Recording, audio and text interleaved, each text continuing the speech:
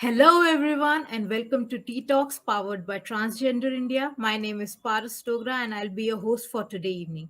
Today, we have a very special and a very lovely guest.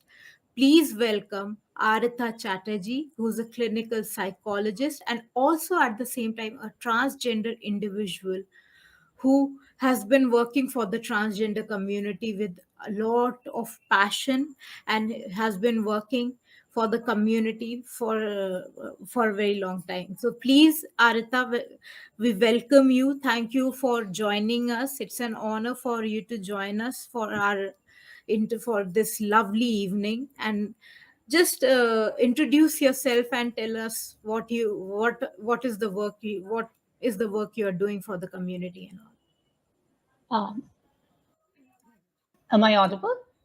Yes. Yeah. So, hello everyone. My name is Aritra. I just finished my MPhil course sometime back last year as a clinical psychologist, and I'm also a trans woman having a vision for affirmative care for gender and sex minorities. So my work has mostly been around documenting discrimination that happens on ground in mental health care spaces, coming from professionals themselves, because we know that in India, every other time we hear about conversion therapies happening with people from gender and sex minorities, and often they being very helpless in the face of such therapies being directed at them. And this sort of motivated me to, document not just such extreme harm, but also kind of the everyday insults, indignities, and microaggressions that form a part of clinical that if these are documented, it is also probably possible to frame better therapeutic guidelines and interaction guidelines for professionals when they're interacting with gender and sexual minority clients. So that has mostly been the area of my work. And I do plan to extend this further. I have published in national and international journals on the same, and I do plan to take this forward with a lot of guts. So that's all. Yeah. I must say, you're doing lovely, absolutely amazing work, Aritra, and I'm really happy to and honored that I'm interviewing a person like you who has done so much for the community and still working for the community. I'm really honored and thank you so much for joining today. So, Aritra, today we'll be discussing some questions from the community, and I'll be presenting you some questions, and I'll make it as brief as possible for you. So, yeah, let's get started. So, the first question is, how can I better understand and cope with my gender identity? So when I'm looking at this question, I feel that a lot of us who, and by us, I mean a lot of people who are transgender, gender non-conforming, non-binary, we have a sense of gender which is different from the sex that we have been assigned at birth, right? In varying capacities. But the dominant way that we have seen people around us has been in congruence with their sex assigned at birth. So we have seen male assigned at birth individuals become boys, wear certain clothes, perform manly behaviors, and that's the stereotype. Female assigned at birth individuals become women, wear certain kinds of clothes, take up certain kind of jobs, and assume certain roles in society, right? I think that often this extreme form of socialization that starts right in childhood is maintained by family, is maintained by school, is maintained by peers around us, shape very watertight boxes of gender around us. And maybe the first step to working towards that is to understand that these are boxes which have been constructed by society. And once we understand that these are constructions, not absolute truths, we also understand that there is scope to imagine outside these constructions. And I think we are living in very fortunate times where we have a lot of positive trans representation on screen. I agree that a part of it is also on international media and not on local media as much. But even in local media, even in queer film festivals that happen all across the country, there are representations coming up played authentically by trans characters, right? And to see all of this, leaves us room to understand that there is multiple possibility of me to explore myself. And I think that is a question that we should always be keeping in our minds when I'm in the process of exploring. What do I like? What kind of a man, woman, person do I want to be? And, constantly checking in with your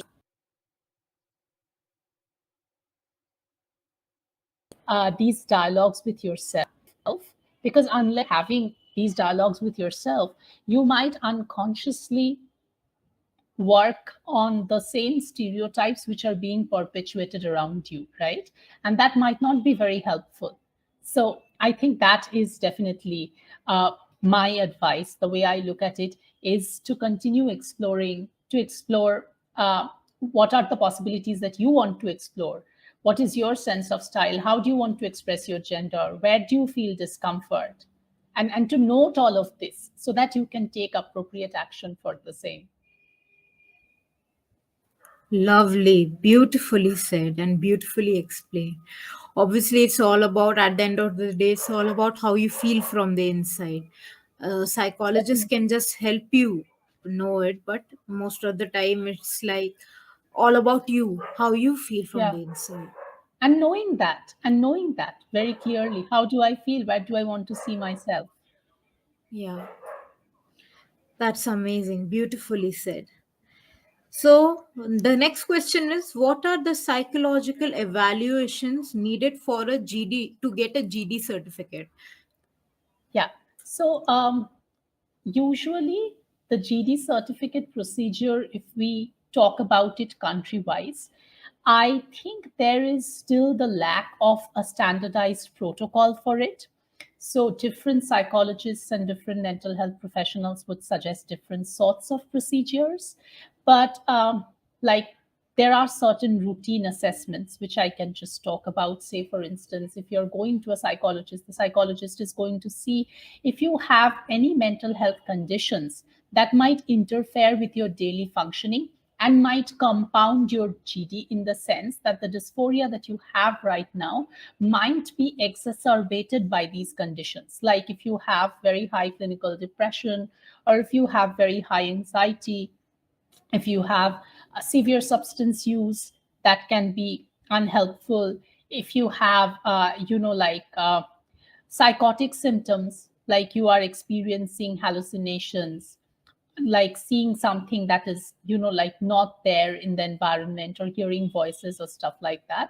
But once again, my purpose of saying this is to sort of see that you are at a place where your distress related to gender dysphoria is significantly separable from the other mental health issues that you might be having. Though I think this is complex also, because these are intertwined in a network, right? And therefore the goal of the psychologist to evaluate you is not to withhold you from transitioning, but to facilitate that and to provide you optimal care for whatever mental health distress that you might have at present, so that you can carry this process forward. And therefore there is some like mental health condition assessment with respect to depression, anxiety, like I said, severe substance use, psychotic symptoms. These are the things that are usually ruled out. There is often a personality assessment.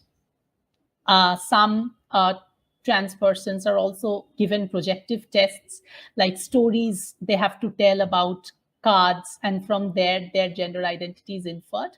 But in my opinion, I do think that these procedures are often not as important. What is very important is to collect a detailed history of the person and to check in with how the person feels.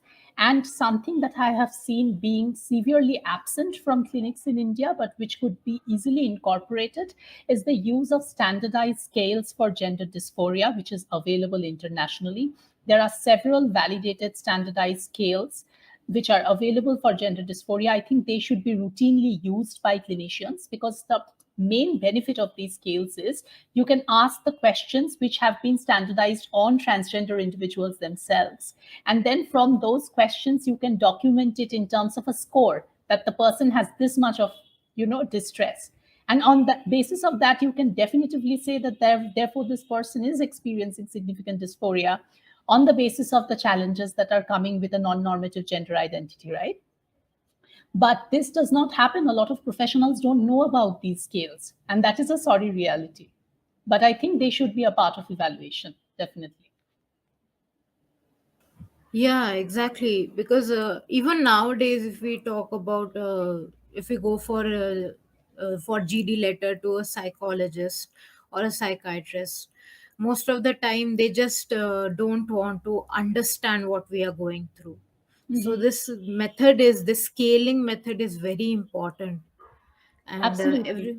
everyone should know about it. So there is one more question connected to this. This is also a psychological question. How can I deal with the challenges and the discrimination I face as a transgender person? Um, One thing that I want to say with respect to this is to understand that not everything is our burden. Why I say this right at the outset, because often the way mental health is marketed, it is shown as if it is only the individual's responsibility to better their mental health, which it is not, because the individual is existing in a context, right? So if you have a homophobic school, if you have a transphobic university, if you are constantly dealing with a system that invisibilizes you, that refuses to recognize you, it is quite obvious that you would not have very good mental health outcomes considering that system, right? So I think the most important thing is to practice self compassion, to know that this is not your fault, that this discrimination is systemic, and if possible, connect with peers, connect with support groups, so that there is a sense of solidarity in fighting against this sort of discrimination, because often discrimination is not fought with a one person army. It requires a collective army of individuals, and to build that in your lifetime, and of course to build up support systems. I think this is very necessary, and not beat yourself for the discrimination that you are facing. It is not your fault. Prejudice can never be someone's fault. It is practiced and targeted hate, and it is something that needs to be dealt with in a very, iron handed manner. It is not something that is your responsibility to deal with totally. But I think what you can do by being collected to these by being connected to these collectives, you can actually have resources to fall back on, what to do, where to go, how to push in the help, when you need it. So I think having a very good support network is necessary as a trans person. And I do think that Transgender India is doing a very good job on that note in collating these resources. Thank you so much, Aritra. This really means a lot for us. And yeah, the reason to have a special, to have a community, to talk about this will actually help many trans people and all. So, thank you so much. And I'm really enjoying this today's evening with you. Thank you so much. Same, I'm And also enjoying this conversation. okay. So next question is, what are your thoughts on conversion therapy? Even though it's illegal now in India, but it's still being practiced by some quacks and babas. So what is your thought on that? What would you like to say about it? I would even go on to say that conversion therapy is practiced in the confines of chambers by very esteemed professionals. But the problem is the banning thing that you talked about, it's not explicitly banned in the sense that there are position statements from professional psychological bodies and mental health bodies that this is outdated treatment and should not happen. But banning is something that should be codified in the form of law, like this particular therapy is banned. And these are the penalties if you have engaged in these therapies as a professional right now.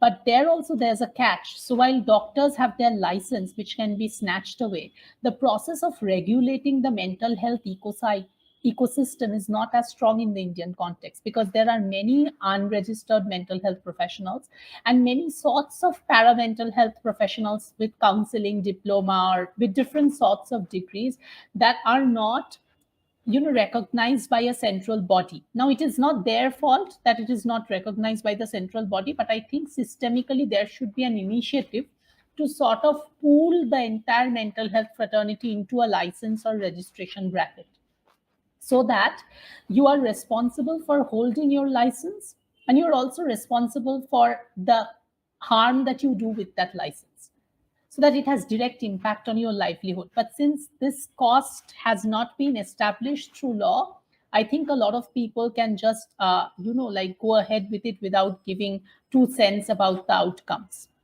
So that is one thing. Another thing is, who gets the money into the mental health center? Usually, queer trans persons are often economically deprived, so their families are funding the conversion treatment. Now, to be a doctor or mental health professional who would avoid that capital flowing from the family and actively take a stand, considering the corrupt nature of situations in our country, you would also understand that is a radical step, which many professionals do not take, but they should take, of course, and therefore the need for stringent laws. And if I move forward a bit, when I talk about babas and quacks, what is the way of holding them accountable? I don't know, because there you do not have a license. But what you can definitely do is you can expand this law to include anyone who might engage in this practice. And if caught, this person will have certain penalties, which can be irrespective of the license also, like fine or anything that will be binding. And I think only then we can actively resist. And there's also the need for parental and family sensitization, because I think if we can do it really well and really create that ecosystem where all parents and families, they actively believe in the spectrum of gender sexuality, then I think the need to convert that these families feel will also be tackled to a great extent, because a lot of it often comes from ignorance, not knowing, fear of uncertainty, lack of adequate resources, social stigma, taboos, and a lot of things. So I think it's a multifaceted issue, but conversion, of course, is not something that is at all desirable, and neither is it founded in scientific research. It also has quite lasting psychological harm on individuals, with outcomes as drastic as suicidal thoughts, ideations, and even committed acts. So I think that it goes without saying that it is not a therapeutic cure, but a therapeutic violence. Very well said. And it is happening, even though this should be made completely illegal. Even though the government has stated that conversion therapy is illegal, but what is the action being taken here, Yeah, right? and also I think that the government, in the way they have stated it, it might be a little bit of mention in the Mental Health Care Act, that you Mhm. should not discriminate against a person on the basis of their gender identity or sexual orientation, not engage in dated practices which do not hold research evidence. But once again, these can be very broad legal frameworks, right? You need to have Yeah. a anti-conversion law which will cover conversion in depth and actually hold protection for the community. I think that is missing. And Yeah. once again, in the face of money, a lot of us lose our morals. I think that is a professional ethic that we all need to commit to. That just because someone is paying me to do harm on another person, I will not actively engage in that. I think that is a basic ethic that mental health professionals by this time should be deeply committed to. Exactly. And it's very necessary to literally, keep specialists responsible for their actions. Like, okay, you have done this conversion therapy, you have to take a penalty for it. This is very important also. uh, you know punishing them, like having a severe punishment for this, for Mhm. conducting conversion therapy, because at the end of the day it's going to take a lot of, it's going to psychologically affect the person who has been through it, right? Absolutely, absolutely. I completely agree. Yeah. Okay, next question is, so, how do you assist non binary individuals in transitioning? Now we know a lot about trans men. We know about the trans men transitioning. We know about trans women transitioning. It's very binary. Even the transgender community is very binary. But what about those people who identify as non binary? How do you help them in their transition? What is the care that you provide for their transitioning? I will go back to the first question where we started from. How do you help a person accept their gender identity? So, if I Yeah, believe that gender is a spectrum, I think it is very essential for me as a psychologist to check in with my own normative bias about binary gender and then to yeah, break out of it to understand what it means for that person. I think it's yeah, very important to not understand transness from a lens of cis normativity, in the sense that hmm, all trans persons are trying to be cis persons, trying to yeah, have everything that cis persons have. Not yeah. always. So this linear trajectory that we have thought of for trans persons, that they will want to have every sexual characteristic of a cis person, I think that is unfounded in real life experience. There are a lot of trans persons who might have top dysphoria and might not have bottom dysphoria. There are a lot of non-binary persons who might want to go certain, like treatments which provide them relief, say for instance a laser treatment, or even like going to the gym to develop some muscles for a non-binary AFAB individual. So I have to see, like, figure out with the person what their transition goals are, and my sole focus should be on how I can help the person with these goals. So it has to be essentially on a case by case basis and not on a one size fit all approach where I take this stand that I know everything about what is trans and therefore I have the authority to impose my worldviews on the client. No, you have to check it, what the person wants, and then accordingly provide support and walk with the person in their journey of transition and not walk ahead or walk behind. That is lovely. I mean, you kind of remind me of my previous counselor. Her name was Reshmi. She also used to say the same thing, that we have to walk with the person and help them in their journey. So you kind of remind me of her. So, okay, that is one thing. Now, there are two questions which are connected to each other. How can I develop a positive body image while transitioning? And also, how to, as a trans man, how to deal with hip dysphoria? Like, many of us trans men, due to some medical issues, we don't uh, start testosterone that early, or could be any reason, so our hips are very feminine, so we feel very uncomfortable, we feel very a lot of dysphoria. So how to deal with that? So it's all about body image, how to deal with body image and all.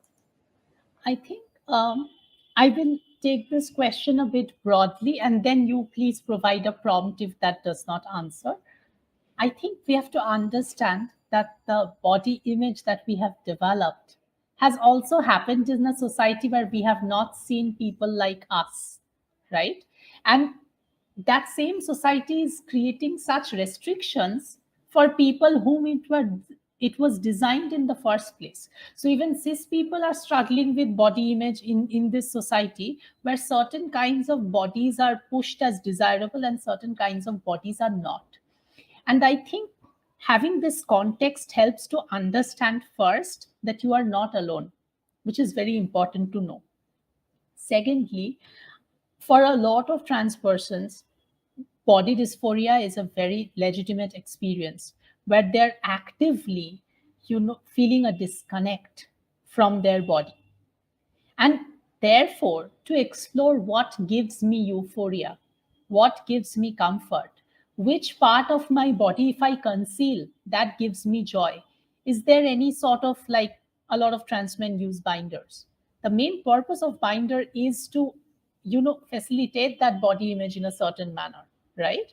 And like, even like, so going forward from there, to know this, to know how, how do I feel comfortable to check in with myself? Because often what happens is, the vision, and also the vision that I have of myself, there might be a vision that when I'm thinking what kind of a man I want to be, I might have Ritik Roshan or Salman Khan in mind. But to understand that that is a fantasy and that is an idealistic vision, and then to even look at different forms of masculinity, and I think queer masculinity, if you look at it, offers such a wide scope to understand, because I think this is the joy of our movement, that we have actively been able to push the limits of masculinity also, to push the limit of what it means to be masculine. And that someone who has, say, a feminine kind of body structure can be actively masculine and can take that role if the person plays it that confidently, right? So to affirm that, and I think as a professional my responsibility will be to affirm that your masculinity is more than your singular body parts pulled together.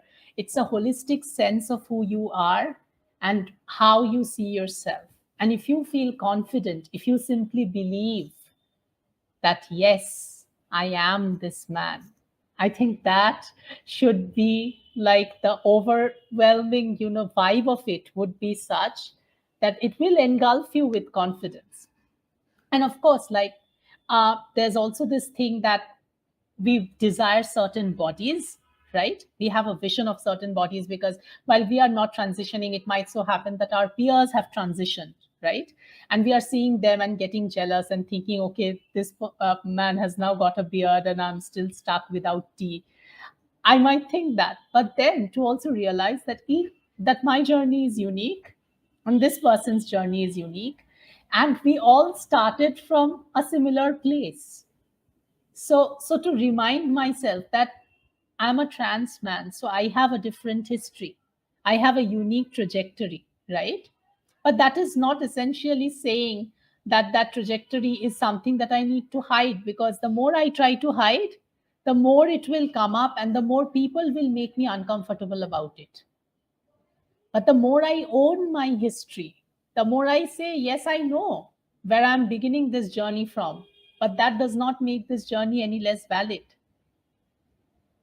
That is, I think, very important, to affirm, to validate, and to stand by yourself, regardless of what others are saying. Lovely. I actually, as a trans man, I also face dysphoria about myself, and sometimes I don't feel myself. But Mhm. now, you have given me more confidence as a trans man to accept myself as that masculinity is not only in one way, it can have different ways and all. So, Absolutely. And just one thing I would like to add, that, our bodies, while however we dislike them, they're also the vehicle to achieve what we want. So, for me to see my body as I like it, I have to take care of it. It's also self preservation. I might want to see my body in a certain way, but if I'm not caring towards it, I might not even live to see that body. I might not feed myself, I might be neglecting myself, and then the physiological mechanisms in my body might be so upturned that I cannot access hormone therapy. So, for my long term goals, it is therefore essential to also love myself, because that is the route to ultimately completing transition as I envision it. yeah. And when it comes to transition, first you have to transition within yourself, then you transition on the outside. So, Absolutely. yeah, that's one thing. One more thing, there are many trans people who are struggling in their life. So they will ask, are there any support groups or resources available for transgender individuals that you can recommend? Do you know any? I Uh, think I'll definitely recommend your site. I'll also recommend some resources that are curated by the Mariwala Health Initiative, though they have a Okay. bit broad scope, but they have a list of queer and trans friendly mental health professionals. uh, in Kolkata, there's the city where I'm from, there's this organization called the Varta Trust. So they have, in association with Grinder for Equality. Grinder is a popular community dating app specifically targeted at gay men, but like nonetheless, it works for LGBT equality as a whole, like in terms of their projects. So, in terms of that, they have launched this locator, Reach Out. So, in Reach Out, there are different sections. Like if you say reach out for mental health, there are drop downs. So, you can select the location of where you are in India, and it will give the names of the professionals. So there is support for transitioning related care, sexual health, hormones. So you get a lot of that compilation in the same place. And if you want, I can also share the link of that, so that other people can access it. So these are a few resources that I can immediately talk about. And I also think there are trans healthcare professionals who are really great influencers, and their Instagram handles and socials are a great place to be influenced by. I can immediately think of Trinetra. I can think of Dr. Aksa Sheikh. Like they are like some persons, Dr. Samira Jagirdar, who have really pushed the baton forward in talking about affirmative healthcare. So I think their socials are also a great place to sort of find support and solidarity. That would be amazing, and it would be great if you can send some link for the resources, And and with we'll regard to, sorry, I just intervened you once because completely fine. I thought that I should also mention for AFAB individuals, particularly for trans men. Yes. In Kolkata, there's an organization called Sappho for Equality. They have very, very nice curated resources on their website, which are particularly targeted at trans masculine healthcare, even like videos with a psychiatrist where several trans masculine persons come together to speak about their journeys. I can also share these, but I just thought that this information is very important so that people from all ends of the spectrum can access resources. Yeah. Yeah, this is lovely, and thank you for mentioning that, mentioning Sappho as well. And yes, we will include all these links in below in the comment section, and you can check it out. So, okay, let's move on to the next. The evening is going very great. It's going very lovely. So, let's move on to the next question. Uh, are there any specific challenges I might face as a transgender person that I should be aware of? And also, how can I address the stress and anxiety related to coming out to others about my gender identity, like coming out in schools, coming out in front of peers, coming out in front of everyone? How to deal with that anxiety?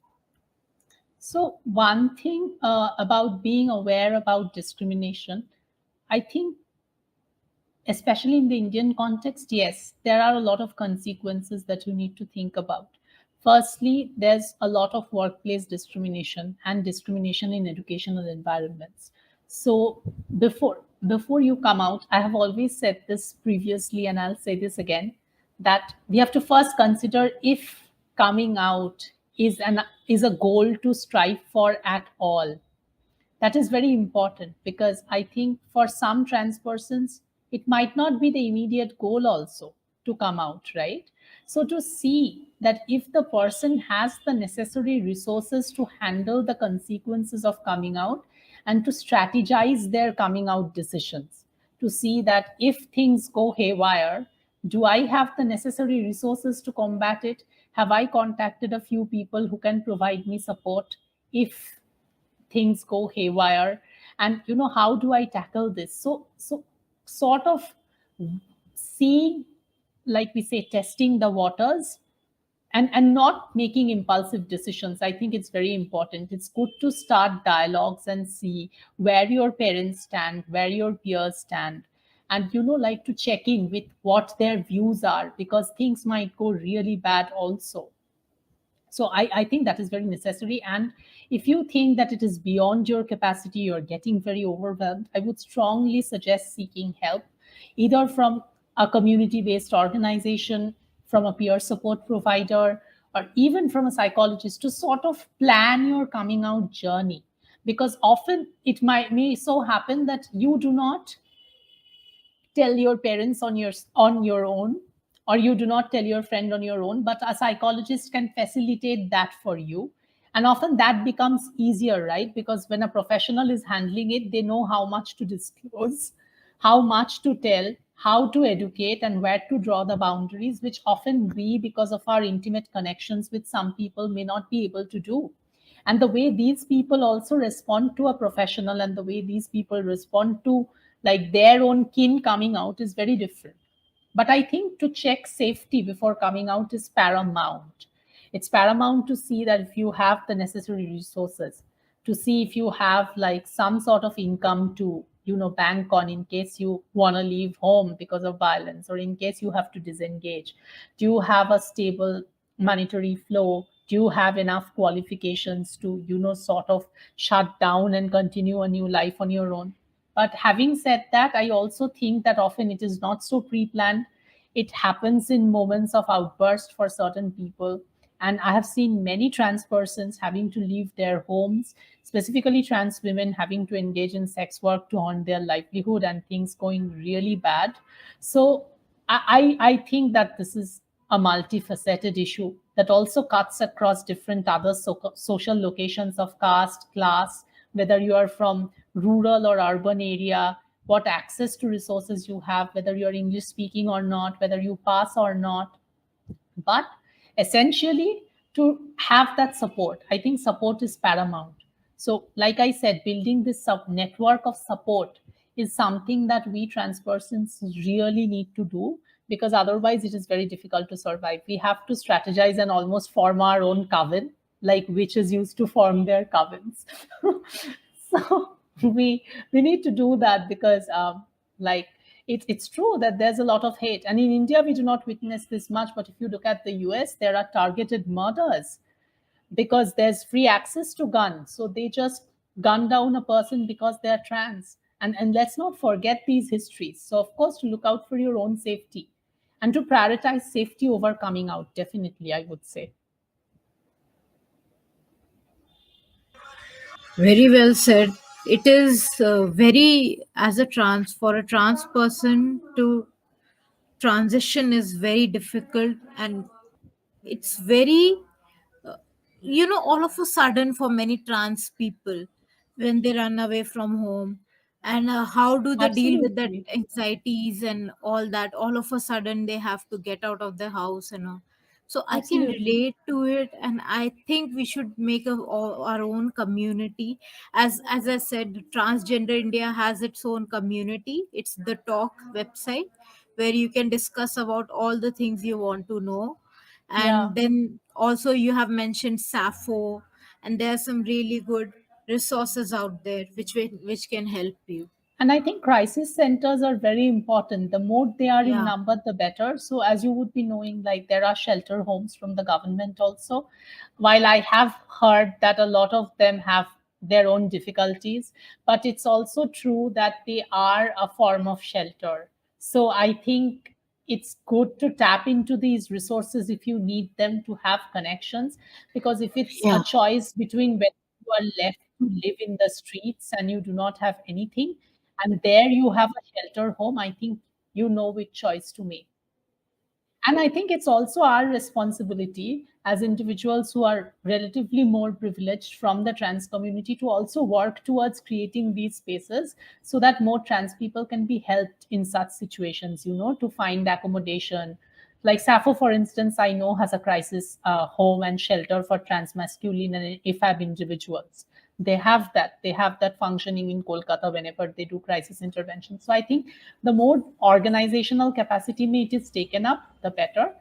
And I also think that we need to push the government, to be more proactive, because often what happens, families file missing complaints against the trans person, and then the people who have given shelter to the trans person also land in trouble.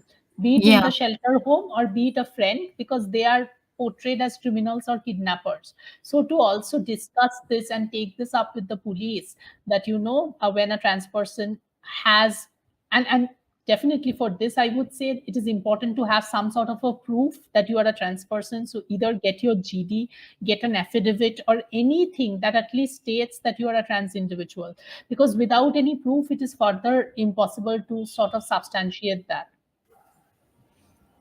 This is very important to note. Even when I remember, like, one of my friends, when they ran away from home, they didn't use GD card, but I think we should have a GD letter or a TG card or something like that. Absolutely. And I think a good practice, and I want to say this here because I think a lot of people will be listening to it, probably even healthcare professionals, is when you are giving a GD, please try to include some sort of identification number that is there also in a formal ID proof of the person. It can be the person's PAN, it can be the person's Aadhaar number. Try to document the person's address so that all these documents can have common underlying threads to indicate that this is the same person. And that really helps. So I have seen a lot of psychiatrists deliver very sloppily written GDs, which have very less information, and that does not help. So please understand that when you are drafting a certificate, it can be a lifeline of support for that individual. And please follow a standardized protocol and include these identifying important information so that the person can avail of this as a document in need. Yes, exactly. Because sometimes people might ask that why are you running away from home? What is the proof that you are running away from home? So Yeah, then you yeah. can show your Oh, GD letter absolutely. and all. Absolutely. And even the psychiatrist can say that the degree of social support that's received from the family, familial support is low, to document that, because unless it is documented, see, in our country, people only understand authority. So some sort of authority creeping in, either it be from the perspective of law, either be it from the perspective of healthcare, has to substantiate and step in. And this has to be made into a streamlined process pan India, so that everywhere there is a standard format for giving GD. I don't think we have that also at present. So whoever is giving GD in whatever manner. Often they are not using the preferred pronouns of the trans person. So say they're writing a GD for a trans man with she pronouns. So it becomes even more confusing. And therefore I think it's high time that professionals educate themselves and draft their GDs properly also, so that it actually comes to the use of the person. Exactly, coming to the first statement we made when we first started the live, that it's very important to sensitize healthcare Absolutely. professionals, Yeah. and in medical field there should be more sensitization about us, that we exist. Most of the people don't even think that we exist, they don't even consider our existence. So we should sensitize them even more. That Absolutely. is Absolutely. okay. So one more thing, one more. Now let's move on to the next question. How to deal with healthcare professionals who don't know anything about the transgender people, about the gender identity. Example, I am going to a gynecologist, but I identify as a man, as a transgender man, and most of the time they don't consider me as a man because how I'm assigned at birth. So how to deal with these kind of medical specialists, and how to share about your problems with them. I think that this is once again a problem that is very hard to tackle individually. It is a systemic problem, because if the medical fraternity does not sensitize its professionals in a way that they cannot cater to a specific population at all, you cannot expect the persons who are at the receiving end of care to keep sensitizing the professional. That is a very like high end responsibility on them, that I'll suffer distress, I'll have complaints, legit physical things going on that I want to address, and then I have to again educate you about my gender identity. But I think one route of doing this is, of course, to build up a resource bank, to connect with your peers pan India and in different cities to see who are the affirmative professionals, and to have a network of that so that you can go to those persons in times of crisis. And now you can also see what is the kind of problem that you have. If it's a kind of problem that a gynecologist with an AFAP focus can give you a solution to, I feel sorry to say this, but if it solves your problem, take the solution. Because often what happens is we deny healthcare because of its lack of affirmative focus, and that can turn us into a cobweb of even more drastic consequences. So I think to prevent a larger harm, and I do not say this with great taste because of the sorry state of affairs, but I would also like to say that to prevent further harm and so that you can live a quality life as far as possible within your constraints, if you get some sort of care where there is basic respect and the person is like giving you the necessary treatment, please accept it. Because I feel sorry to say that the medical fraternity, the way it should step up and have an affirmative focus in every case, that is still a distant dream. But I do feel that wherever we have come till now has been because of constant unionizing within trans persons, because of constant, resource sharing, solidarity, and that has pushed us through, right? We have come this far and we'll come to cover more miles as we go. But if we die out, if we are not there to make that change, that will not happen. So I do think that if it's a drastic case, please accept the care that you get, unless it is absolutely humiliating or dehumanizing, because that is another extreme. Then you can, of course, drop out. Feel free to drop out, which is why the resource bank is very necessary. So if I have at least 5, 6 professionals, I know that if I'm dropping out, I'll get this other person to go to. And here I think your organization can play a very important role to sort of form a network of professionals of immediate services, say endocrinologist, say a gynecologist, for instance, and some very pertinent healthcare professionals who prominently feature in trans persons' lives, and to have a sort of network of those professionals. Maybe you can even arrange informal meetings and tete-a-tetes with these professionals where they, cross fertilize each other in terms of their shared knowledge and they work together as a team. That's a really great idea, and we have been doing this for a very long time now. So, anyone I'm who very has a glad. doubt, Yeah, anyone who has a doubt in transitioning and all, we help them out. We help them with the specialist contact number and everything. So, yeah, we have been doing this for a long time now, but I think more communities should come together and do this also. absolutely. And it should spread. It should Yeah, spread in every city, even in the rural areas, because often when we talk about all of this, the metropolitan queer trans individuals get a lot of services, know a lot of things, but in the suburbs, people don't know anything. And it becomes extremely exactly. difficult for them. Because trans women still, I think, in the Indian context, people have an understanding of, because of the cultural presence of the hijra community and other forms of native transgender identities. No, not in a very like good sense, because mostly in a stigmatizing sense they have an idea, but still there is some imagination. But that trans men exist, they do not even have an idea of that. So I Yeah. think that is a very big problem, especially for trans men who are coming from rural areas. Yes. Exactly. And that's why even the government should take charge in Absolutely. educating And everyone. it has been very complicit in not taking charge, if I may say so. Yeah, So I exactly. think you can't just have a trans act and not act. Hmm. You have to Exactly. act. Exactly. We talked a lot about, I think, the kind of problems that trans persons face. And I want every trans person hearing this live to know that they're worthy of love, they're worthy of respect, they're worthy of validation, and they deserve all the good things in the world, be it a good family, be it a good relationship, be it a happy, happening marriage, everything, right? And let's believe in this, because it's very important. I know it's very easy to lose sight, considering the grim realities that weigh against us, right? But if we do not dream, if we do not believe that we can, we will also not push ourselves to attain these goals, which should be our goals, right?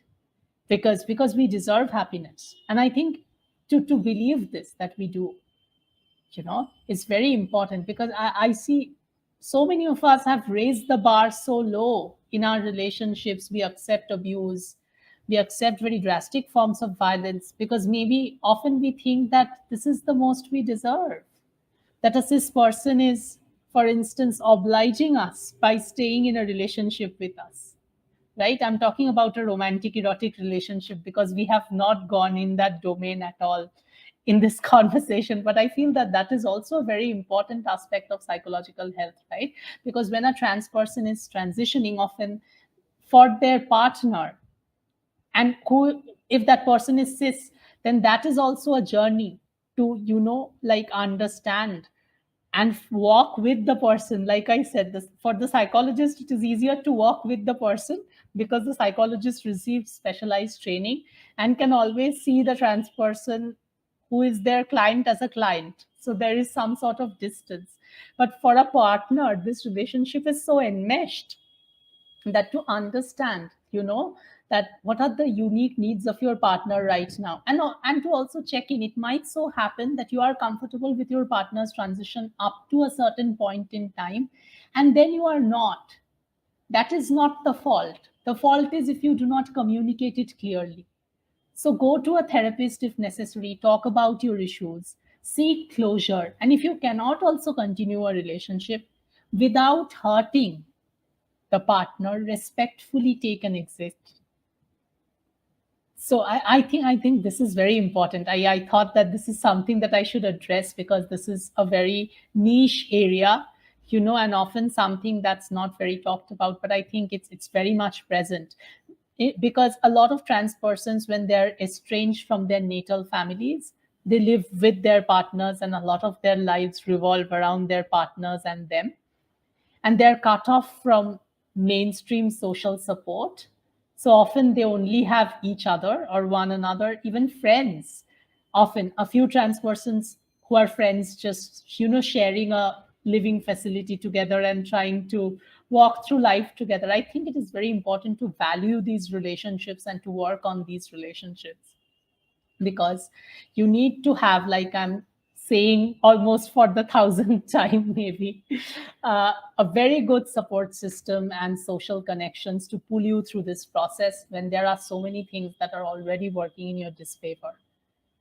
And it legit releases brain chemicals which are responsible for happiness. I can give that hat tip to my understanding of neurosciences. It legit does. So it actually makes you feel good, because the feel good hormones are released when you have good social connections, when you have people you can return to, you feel loved by them. So ensure that for yourself. And do connect with your hobbies. Very important. Find pursuits that give meaning and purpose to your life. It can be dance, it can be karate, it can be anything, kickboxing, it can be hiking. Do not lose out on the vision of who you are as a person. You are, I think transness is not the sole aspect of your identity. You are a complex individual with different values, interests, hobbies, skill sets. Do not lose sight of that. While transition is a very important part of your journey, it is a part. Your journey has other aspects.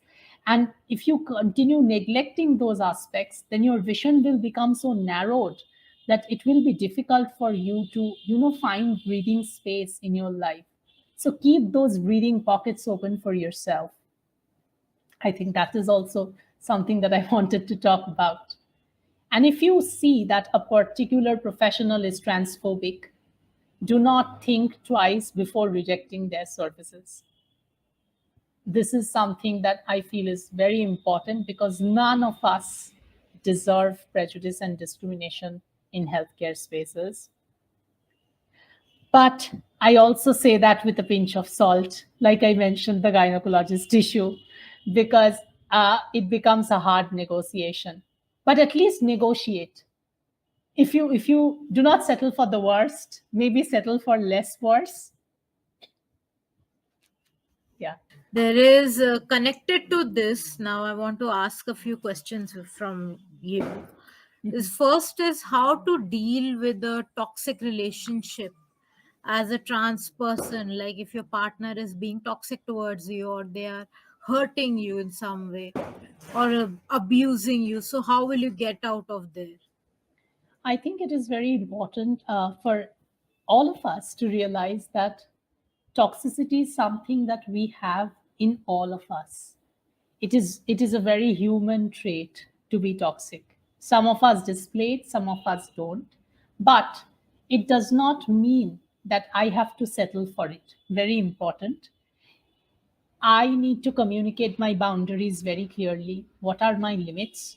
For instance, if I do like yelling, shouting, beating in a relationship can be absolutely out of bounds. And you can even take a call on ending the relationship if such forms of things happen.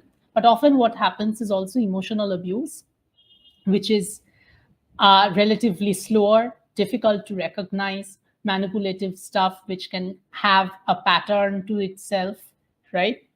And can be difficult to work with because you keep questioning yourself. Am I thinking right? Am I thinking right?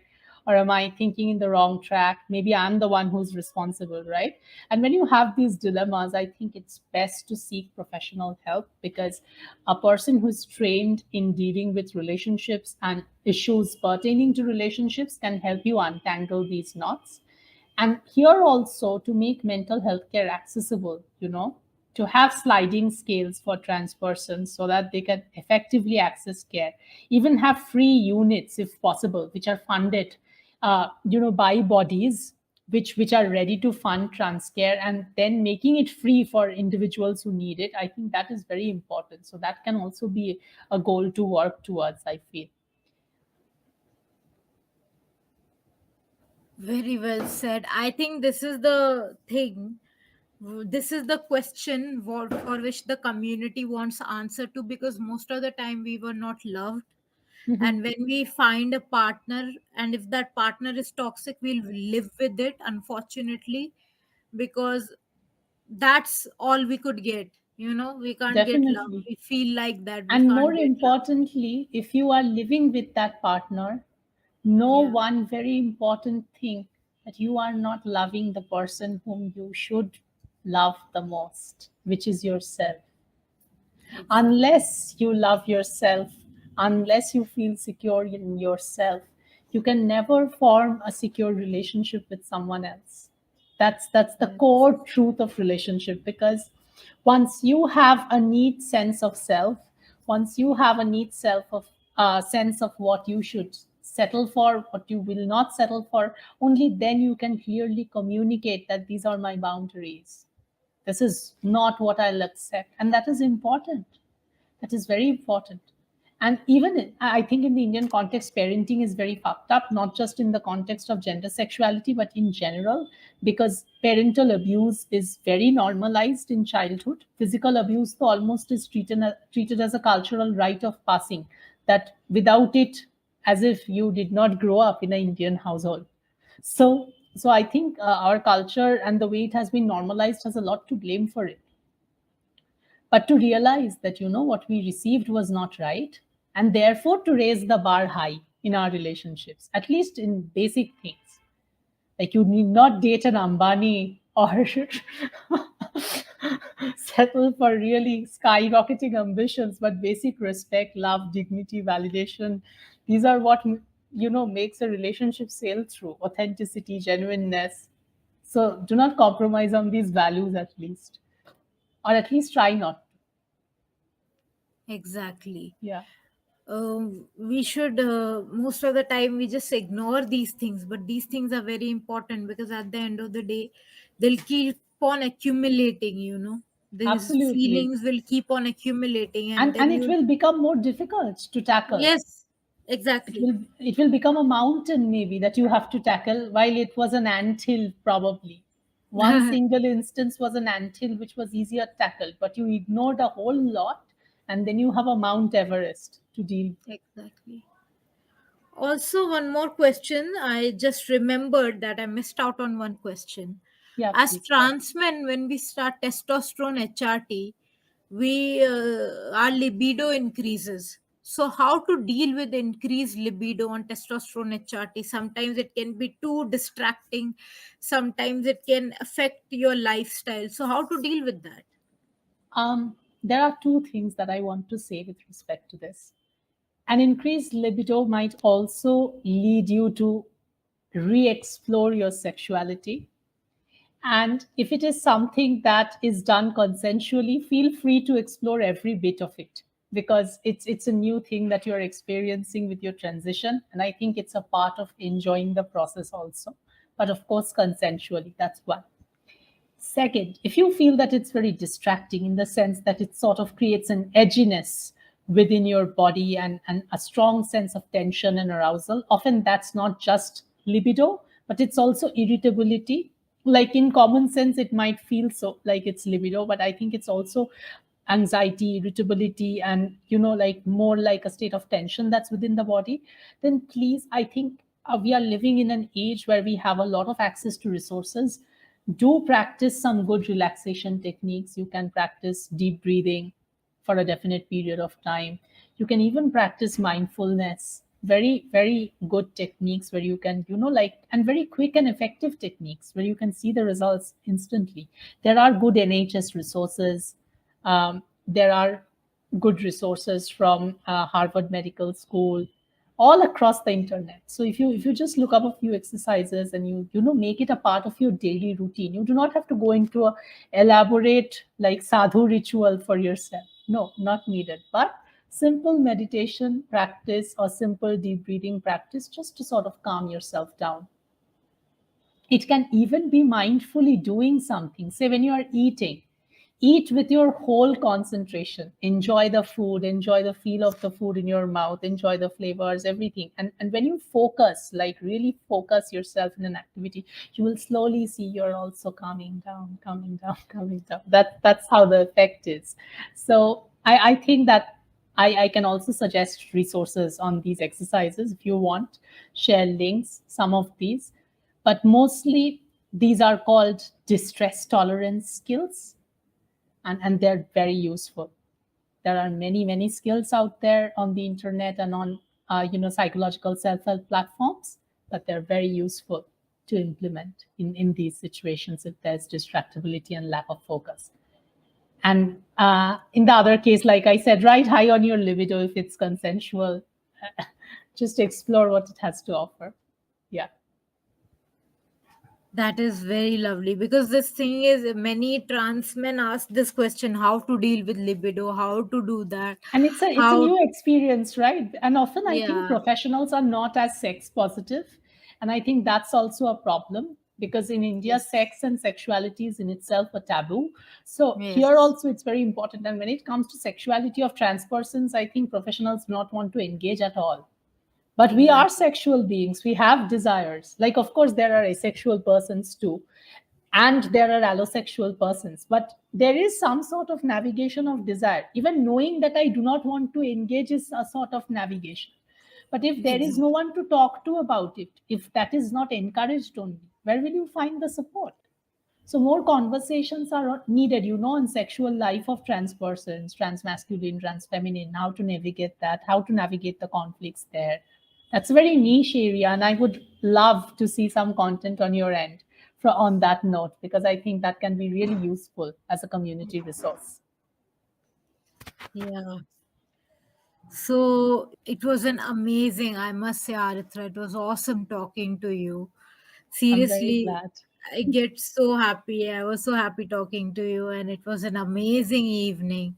Thank you for making this evening wonderful. We are really happy. And have everyone, to all the people watching this live, just remember that you are loved. Don't try to uh, fit yourself in a box that I have to date this person only, otherwise no one will date me. There are many people who will love you and respect you for who you are. Don't stay in a toxic relationship, and love yourself. That's important. Self love is important. Taking care of yourself is important. And if nobody loves you, I mean, this is very rare. But if it's somewhere, if you think nobody loves you, at least you love yourself. So And I think that if nobody loves you, please tap into community resources and peers. You need to have a better set of peers, definitely. Someone yes, in the world will, of course, love you. exactly.